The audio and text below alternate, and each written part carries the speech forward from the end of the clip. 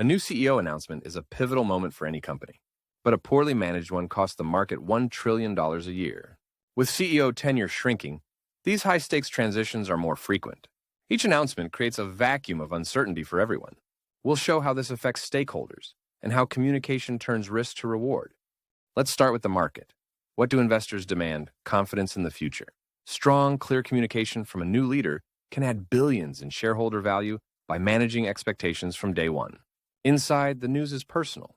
Anxiety about the future is a normal, performance-draining reaction for employees. Employee surveys show a need for transparency and clear support.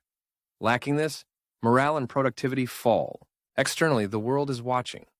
A CEO change is a prime moment to reshape the company's public perception. This single announcement becomes the defining moment that shapes the company's future narrative for all audiences. With such high stakes for all groups, what one mechanism controls the outcome? It all comes down to communication. But good communication is vague. So what does it actually mean? We are about to show you exactly how it's done. Internally, the mechanism is the comms team.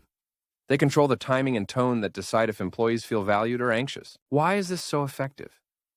In an information vacuum, speculation takes over. Proactive communication builds the trust needed for stability. For investors, the mechanism is a clear strategic vision. Stock prices often climb when a new CEO details their strategy within 100 days. This works because it replaces uncertainty with a concrete plan. Investors reward clarity because it lets them model future growth. Let's see these mechanisms in action. Consider the common scenario of hiring an external CEO. An outsider can bring a fresh perspective and signal change, exciting the market and driving new growth for the company. But internally, new values can clash with the existing culture, creating instability and risking performance. Now think about the CEO's personal brand. A leader with a high reputation can immediately lift a firm's public image and media coverage. The reverse is also true. A CEO with a negative reputation can damage the company's image overnight. The leader and brand become one. This isn't just about PR. The process is complicated by real-world constraints like the legal minefield boards must face. Another complication is unconscious market bias. Studies show investors, while positive on succession, prefer male and younger successors. This means some candidates face an uphill battle from day one, requiring a much stronger communication plan to overcome prejudice. And remember the shrinking CEO tenure? This isn't just a fact. It is a complicating force. It gives companies less time to establish stability. Getting communication right fast is a competitive advantage. So, what does effective communication look like?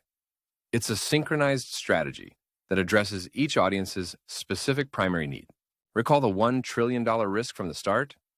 Strong communication is the flip side, capable of adding billions in value. It's the bridge from loss to gain. This means a new CEO must talk strategy to reassure investors, while the board and internal teams show empathy to stabilize employees. And together, they project a unified vision to the public to shape perception. When these streams align, the transition succeeds. A CEO announcement isn't just a personnel change. It is a defining moment that tests investor confidence, employee loyalty, and public trust. Handled poorly, it is a crisis. But managed strategically, it is a powerful chance to reset the narrative and rally everyone to a shared future. The effect on markets, morale, and image is not random. It is a direct result of the communication strategy behind the announcement. For leaders and communicators, mastering the CEO transition is no longer a specialty. It is a requirement for modern corporate success.